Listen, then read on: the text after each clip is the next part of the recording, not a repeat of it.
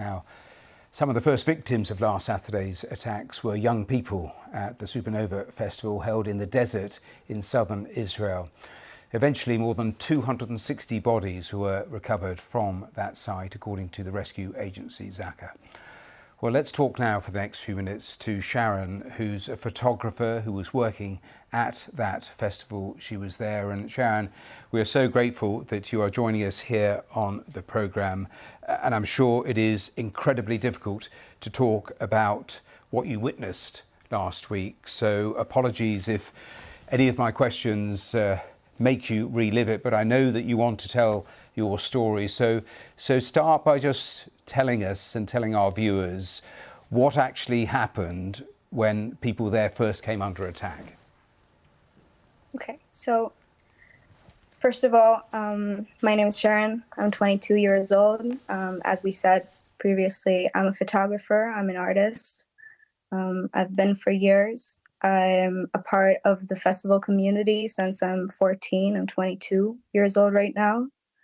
For the past year, I was trying to get into the trans community in the country and try and live my dream as a photographer and as an artist. I worked very, very hard to get into the Supernova Festival. And the day that I got to the festival, I got there with two friends from Facebook. They gave me a lift to the festival, and all night I spent taking photos of beautiful people with beautiful music, so many colorful humans, people that I know from high school, people that I knew from youth groups, people that were in the army with me or with my friends. All of the faces were familiar because I'm in the community for so long. And as the sun started to rise up, I remember that I went back a few steps from the main stage and I tried to take a shoot of the sunrise above the main stage. And then the music stopped.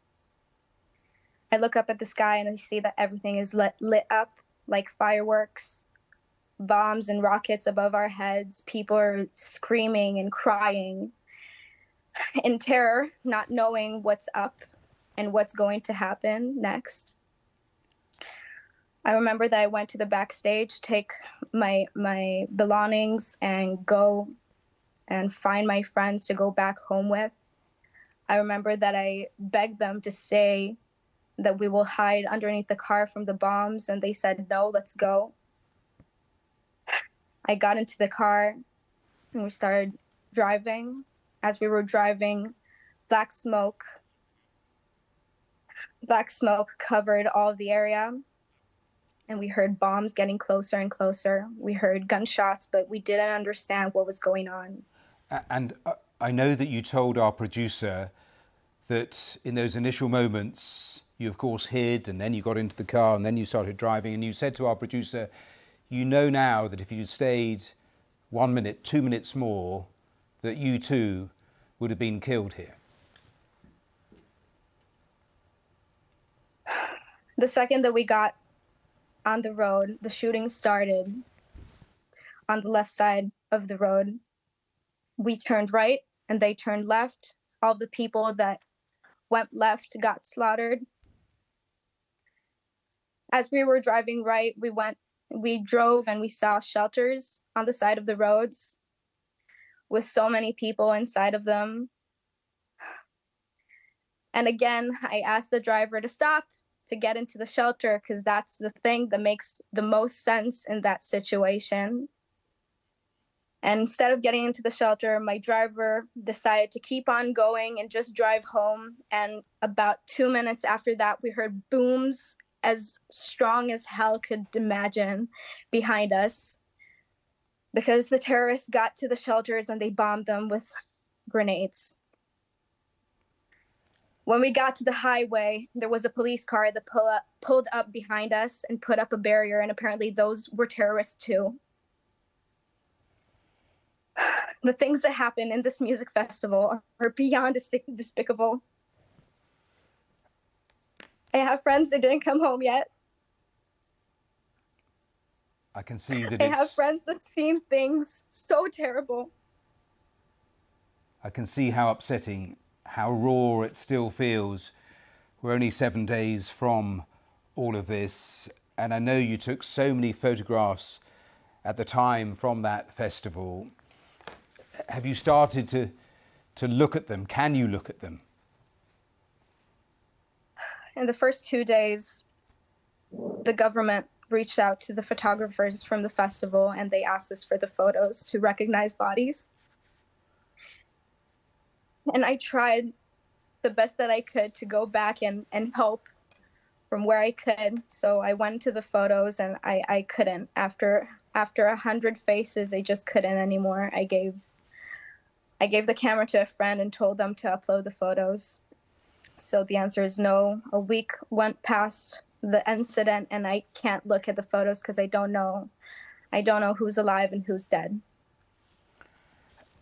And when you look at the situation now, we have all the signals suggesting there's going to be a massive response in terms of a ground incursion, all of that. What are your thoughts in terms of just broadly what the response should be? I think my own opinion does not matter. I think that the people that are in charge are taking the best decisions they can right now. And I stand by Israel. And I hope that all of the people that have a bit of humanity stand by Israel, because we need help right now. And we've went through so much in our lifetimes. My parents came to the country after so much anti-Semitism in their countries, trying to find shelter in Israel. And now this is happening. I want peace. I want people to feel safe in their homes. I want people to feel safe in their countries. And I just hope safety will reach us all. Does it feel like that? I mean, we're a week on. You've had time to reflect in terms of what actually happened. What are your thoughts when you look back and try to imagine to look forward as well? When I look back, I see freedom fighters. I see people with lives, with bright light that shine through all of us. And when I look forward, I see beauty and I see peace, and we will achieve it. I hope that all of the countries will achieve peace, and that's all I have to say about that. Well, Sharon, I know it must be very, very difficult to relive just some of those moments that you went through. We are very grateful that you did and talked to us here on the programme. Thanks very much for being with us, and good luck in the coming days. And thank you for listening, and safety to all.